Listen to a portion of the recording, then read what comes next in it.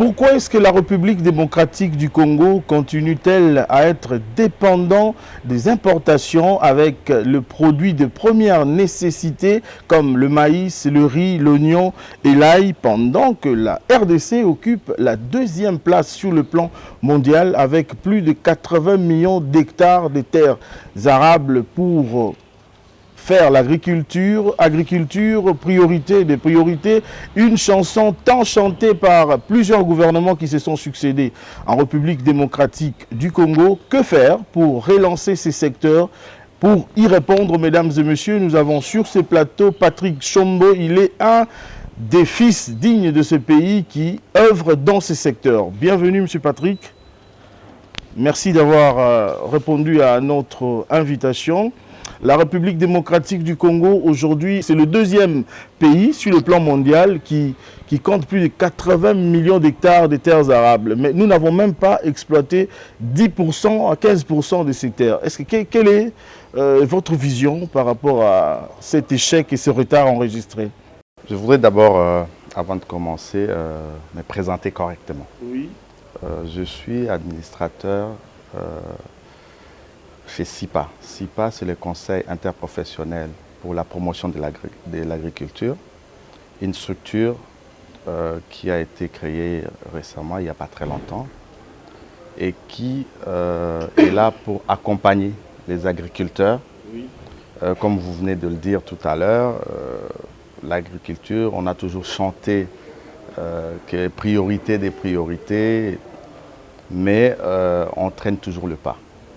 Comme vous l'avez si bien dit dans votre mot d'introduction, la RDC est un pays, c'est le deuxième pays au monde. On a 80 millions de terres arables.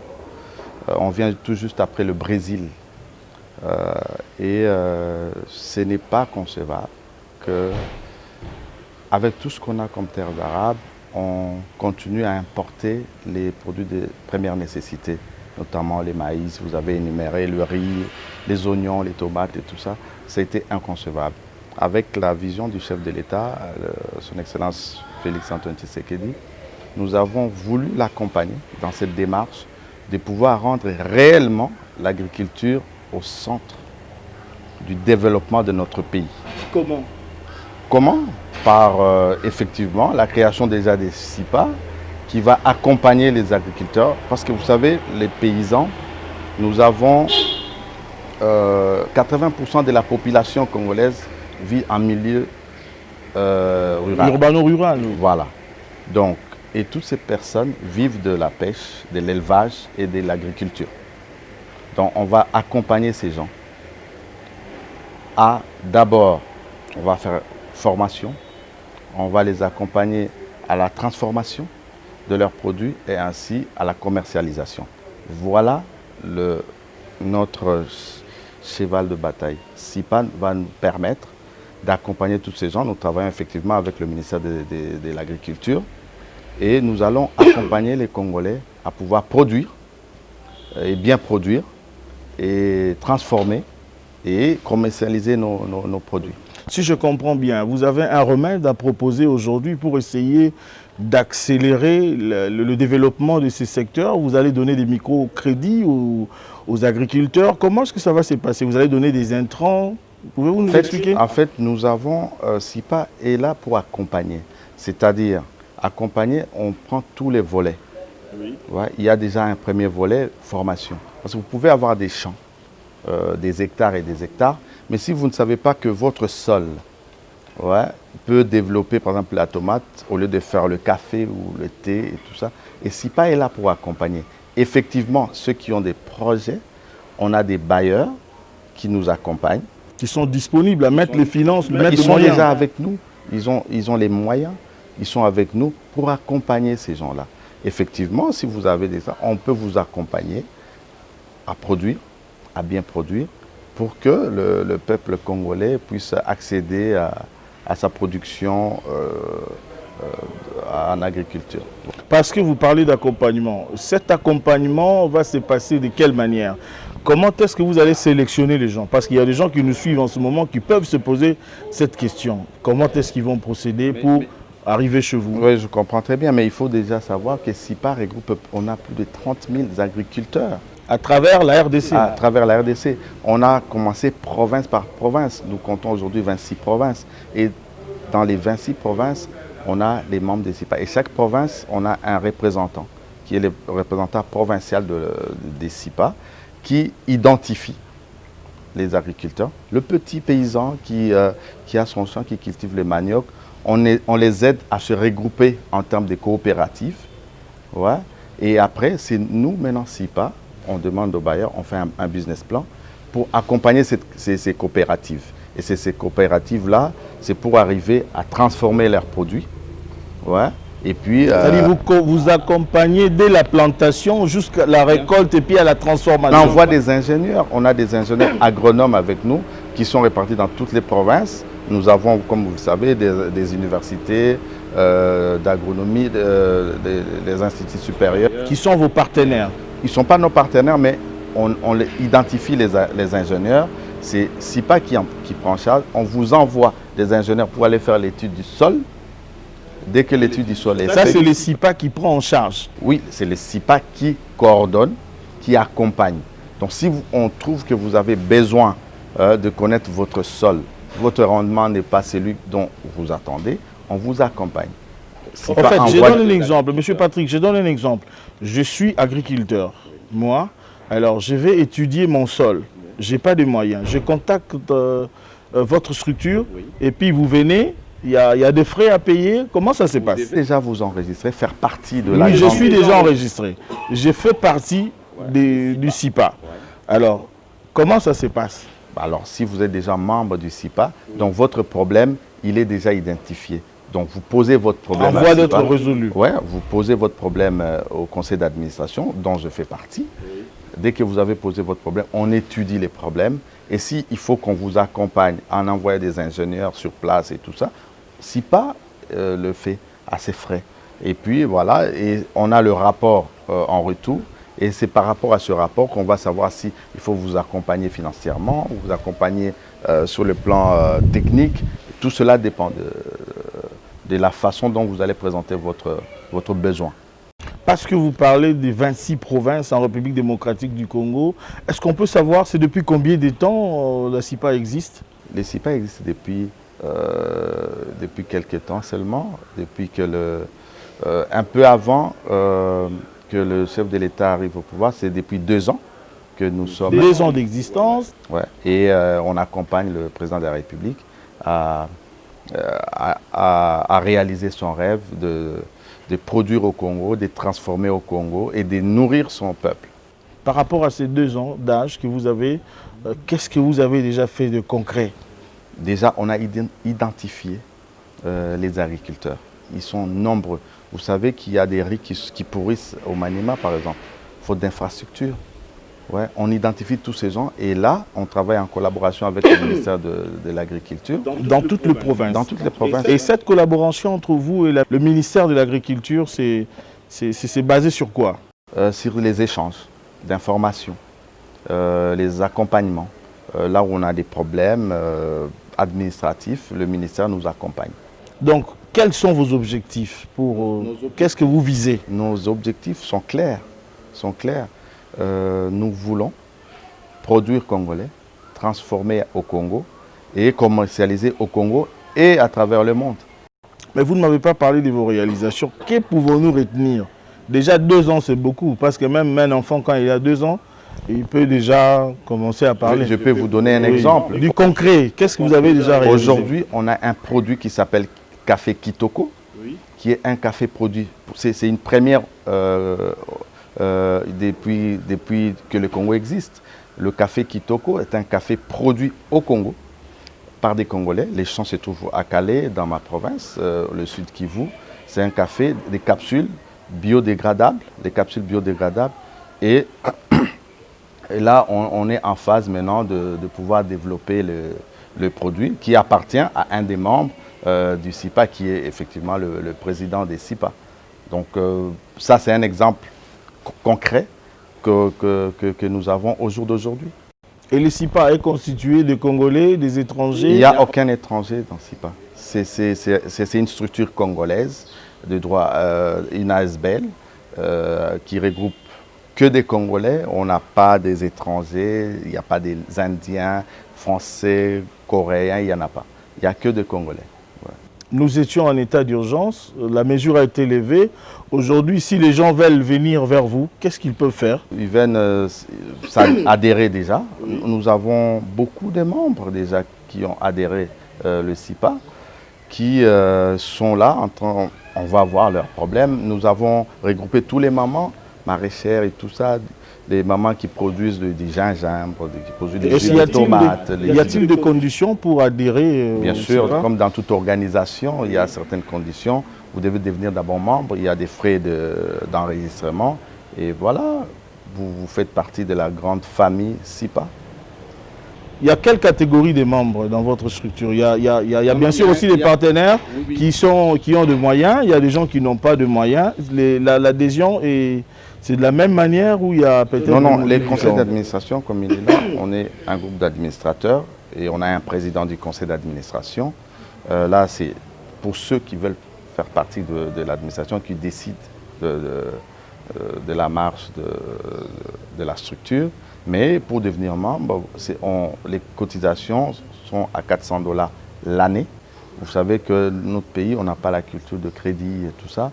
Donc on a commencé avec les membres, le conseil d'administration dépense déjà l'argent et puis les bailleurs nous suivent. Vous savez, pour que les bailleurs vous suivent, vous devez avoir aussi quelque chose. Parce qu'on ne vient pas chez celui qui n'a rien. Voilà. On donne à celui qui a. Les membres cotisent chaque année pour que cette structure aille de l'avant.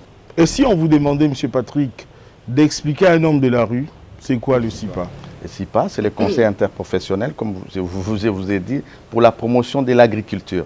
Donc on veut promouvoir l'agriculture dans notre pays. Et voilà, on veut que tous les fils et filles de ce pays puissent en jouir de leur sol. Parce que il y a un terme que les gens utilisent maintenant, la revanche du sol sous les sous-sols. Vous savez, le Congo, tout le monde, quand on parle du Congo, on voit les mines, les sous-sols, le cuivre, le cobalt, les coltans, l'or et tout ça. Pourtant, ce n'est pas ça le Congo. C'est pas ça le Congo. Le Congo, ce n'est pas que des mines. Ce n'est pas que des mines. Ouais. Aujourd'hui, les gens ont abandonné l'agriculture à cause des mines. Moi, je trouve que le mine, c'est même le mal de ce pays. Donc, qu'est-ce qu'on en a fait aujourd'hui? Alors que l'agriculture... C'est épuisable aussi. Voilà, mais... À l'époque, moi, je viens d'une province, le sud Kivu, où à l'époque, je me souviens, tout le matin, il y avait les mamans qui venaient avec les fraises, les oranges, tout ça. Et tout cela s'est arrêté du jour au lendemain quand il y a eu le boom de coltan. Les gens, tous les paysans qui cultivaient ont arrêté de cultiver parce qu'ils sont allés dans les comment vous appelez, pour aller chercher du coltan. Ouais, ils ont arrêté du coup. Et là, les groupes armés se sont formés parce que les gens commençaient. Mais alors que l'agriculture, c'est ça même le moteur du développement, qui devrait être le moteur du développement de notre pays. En 2 ans, M. Patrick, si je comprends bien, vous n'avez réalisé que les cafés Kitoko. Il y a la Covid-19 qui a imposé vraiment un rythme, un rythme autre que le monde avait. Alors, comment pensez-vous évoluer dans votre domaine avec les nouvelles méthodes, les nouvelles manières que le monde doit utiliser parce qu'on doit vivre avec la Covid-19? Vous avez déjà pensé aussi à ça? Bien sûr, on fait des formations. Comme je vous ai dit, il y a la formation. Dans les 5 piliers de SIPA, il y a la formation. On essaie aussi on a un devoir de pédagogie. En tenant compte de l'existence de la COVID, bien sûr. On fait des forums pour expliquer aux agriculteurs comment se protéger quand on est dans son champ avec ses collègues. Comment se protéger contre la COVID qui a paralysé le monde aujourd'hui. Et c'est là même où vous allez me rejoindre. Comme les frontières étaient fermées, vous savez, nous, on importe plus de 80% de ce qu'on mange, on l'importe de l'étranger. La RDC dépense par an plus de 2 milliards 800 millions de dollars juste pour importer. Pour importer, effectivement. Alors, pendant qu'on a un budget de 6 milliards à peu près, mais le budget de cette année de 11 milliards qui ne sera pas atteint. C'est même pas ça. Le secteur d'agriculture, le gouvernement prévoit plus ou moins 3% du budget, de son budget pour l'agriculture. Alors que lors du forum de l'OUA, en 2063, on a prévu d'avoir au moins 10% du budget annuel de l'État. C'est trop loin, 2063. Oui, mais l'agriculture, c'est comme ça, il faut être patient, il faut travailler pour ça. C'est comme ça que les gens n'ont pas su comment travailler. Ils sont partis vers les mines parce que pour les mines, vous allez creuser, vous allez votre... Mais vous savez combien coûte 1 kilo de cuivre? Vous savez combien coûte 1 kilo de café, par exemple? C'est incomparable, le café coûte plus cher. Mais les gens ne veulent pas attendre, ne veulent pas patienter. Et c'est ça le problème dans notre pays. Les gens veulent travailler du concret tout de suite. Vite. Là, vous me posez la question, qu'est-ce que vous avez déjà produit en 2 ans en agriculture, vous savez? Oui, M. Patrick, en 2 ans, est-ce qu'il y a des chiffres où il y a des gens qui ont bénéficié du soutien, de l'accompagnement, je voulais dire, du CIPA? Est-ce que vous pouvez nous le citer, nous présenter peut-être un tableau des bords dans ce sens? Ok, bien sûr qu'il y a déjà des gens qui ont bénéficié de CIPA dans toutes les provinces. Mais je ne vais pas citer des noms ici pour éviter que les gens commencent à se demander pourquoi lui, pourquoi pas moi, parce qu'on a plusieurs projets sur la table et c'est le conseil qui décide de qui on accompagne en priorité. Ouais, bon, mais c'est quand même équilibré à travers le province. Je voulais dire que c'est équilibré à travers le province. Bien sûr, bien sûr. Il y a ceux du Nord-Ubangi, par exemple. Il y a un membre du Lualaba. Il y a un membre du Sud Kivu. Il y a un autre du Nord Kivu. Il y en a un du Congo central qu'on a déjà accompagné. Et puis, il y a aussi quelques membres de Kinshasa qui sont ici sur le plateau de Bateke, vers Mbakana. On a des projets qu'on accompagne au jour d'aujourd'hui. Je me retiens de citer les noms pour éviter de frustrer certains membres. Voilà. En rapport avec le retard que la RDC a connu dans ce secteur d'agriculture, que pouvons-nous faire pour accélérer le développement de ces secteurs? Venez chez nous. Si vous avez vos grands... Vous savez, au Congo, tout le monde vient de quelque part. Alors, si vous avez des champs, comme vous avez dit, on est le numéro 2 au monde. Donc, chacun a quelque part une terre quelque part. Ben, cultivez. Venez chez nous, vous vous enregistrez, on va identifier vos champs et puis on va vous accompagner. Et s'ils demandent qu'on puisse vous accompagner jusqu'à la commercialisation, on a des équipes pour. Donc vous faites ça, jusque même au niveau de la commercialisation, vous accompagnez. Ouais. C'est toute une chaîne. C'est pourquoi je dis, c'est ça, on ne dit pas que... parce que les gens, ils pensent toujours à l'argent. Oui, est-ce que je veux venir là-bas, on va me donner de l'argent. Nous, on ne donne pas de l'argent aux gens. Oui, parce que vous parlez d'argent. Oui, oui. Nous ne sommes pas une banque. Oui. Ouais. Donc, bien que nous avons dans nos objectifs, effectivement, de créer une banque agricole qui viendra dans les années. Ça reste encore c'est encore un fœtus. Ouais. Mais pour l'instant, les bailleurs nous accompagnent avec des projets bien identifiés, précis. Et on aide les gens à faire ce projet. Il y a les mamans qui sont venues la semaine passée. Chacun avait ses projets. Nous sommes en train de les accompagner, de les aider à pouvoir même concevoir leurs projets. Parce que vous connaissez, il y a des gens qui n'ont pas été à l'école, mais qui veulent faire de l'agriculture. Comment faire? On les aide, on les envoie des gens pour faire leurs projets. Et voilà. Et puis, nos bailleurs financent. Quand vous parlez des bailleurs, parce que vous m'avez parlé que votre structure n'est composée que de Congolais, est-ce qu'il y a des bailleurs étrangers aussi? Mais les bailleurs ne peuvent être qu'étrangers. Les bailleurs ne font pas partie de CIPA. Quel est l'intérêt qu'ils gagnent quoi? Mais je vous ai dit tout ça, il y a une chaîne de développement dans ce sens. Nous, on a des contrats avec eux, ouais, pour nous accompagner. Et peut-être qu'à la commercialisation, on pourra toujours savoir comment travailler avec eux. Nous, on a un contrat avec eux. Ils sont là pour nous aider. Vous savez que le Congo revient de très loin. Ouais. Et là, on a pris notre revanche sur le sous-sol. Et voilà, on travaille comme ça avec aussi l'aide du gouvernement. Bien sûr, comme je vous ai dit tout à l'heure, le ministère de l'Agriculture nous accompagne. Ouais, et nous sommes contents de l'accompagnement dont on bénéficie. Parce que vous parlez du gouvernement, est-ce que vous avez un message particulier à lancer aux autorités, pourquoi pas au président de la République, à travers Non, mais cette les présidents, émission? on n'a pas de message à lancer au président de la République. Le président de la République, c'est lui-même le concepteur de cette idée. Lui, il a axé son mode de gouvernance sur l'homme congolais. Nous, on ne fait que l'accompagner, on doit l'aider. Il ne faut pas toujours qu'on attende que le pays fasse quelque chose pour nous.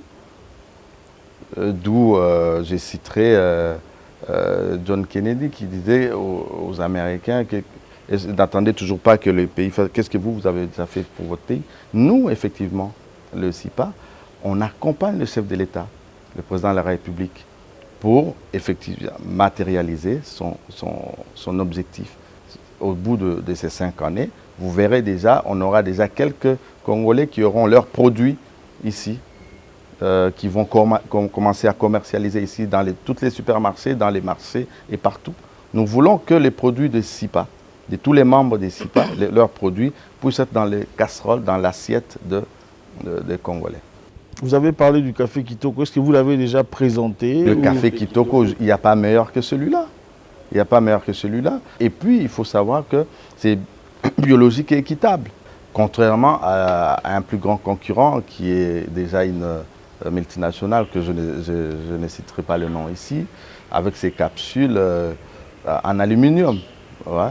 Nous, contrairement à ceux-là, nous produisons du café d'origine congolaise, sur les boîtes même de café Kitoko que vous verrez, Made in Congo. C'est ça notre objectif, produire les Made in Congo. Ouais. Parce qu'aujourd'hui, si vous allez dans un supermarché pour chercher un produit Made in Congo, il n'y en a pas, presque pas. Mais là, le CIPA doit accompagner les Congolais à pouvoir produire au Congo, pour qu'on ait des produits Made in Congo. Quelle est la vision du CIPA pour l'agriculture artisanale? Oui, en fait, l'objectif, c'est d'abord de quitter de cette façon de faire l'agriculture qu'on avait dans le temps. C'est-à-dire le bilanga, comme le maman le faisait. On veut amener l'agro-industrie, c'est-à-dire on va faire de l'agriculture un business. On veut faire de l'agriculture un business. On va quitter le bilanga pour aller dans l'agro-industrie, c'est-à-dire produit congolais, transformer ici le produit et puis passer à la commercialisation. Et c'est comme ça qu'on va créer les milliardaires congolais, ce que le président de la République nous a demandé. Au bout de ce mandat de 5 ans, on aura déjà quelques membres du CIPA qui auront des produits qui vont... seront déjà des milliardaires. Ouais, ça, je peux vous le... Ça sera une bonne chose. Voilà, acheter les produits des mamans qui cultivent ces CIPA. Monsieur Patrick, nous sommes arrivés presque à la fin de cette émission. En quelques minutes, que pouvons-nous retenir de cet échange d'aujourd'hui? Si quelqu'un nous prenait en cours comme ça, qu'est-ce qu'on peut retenir? On peut retenir déjà que la RDC, nous avons doté la RDC d'une structure qui va permettre aux agriculteurs de produire, d'être efficaces, et qu'on va amener le produit congolais jusqu'à l'assiette du Congolais dans sa maison. Je demande aussi à d'autres, des gens de bonne volonté qui veulent effectivement soutenir l'action des CIPA, qui puissent venir, peu importe l'action. Là, je parlerai à la très distinguée Première Dame, d'ailleurs, que nous allons rencontrer bientôt, pour qu'elle nous accompagne, parce que je sais qu'elle aime l'agriculture. C'est une maman qui aime l'agriculture, qui va aussi venir avec nous pour accompagner le peuple congolais à travailler son sol pour nourrir son peuple. Merci beaucoup, M. Patrick, d'avoir accepté de répondre à notre invitation. À vous également, chers téléspectateurs, nous vous disons merci et le rendez-vous est pris pour la semaine prochaine. Au revoir.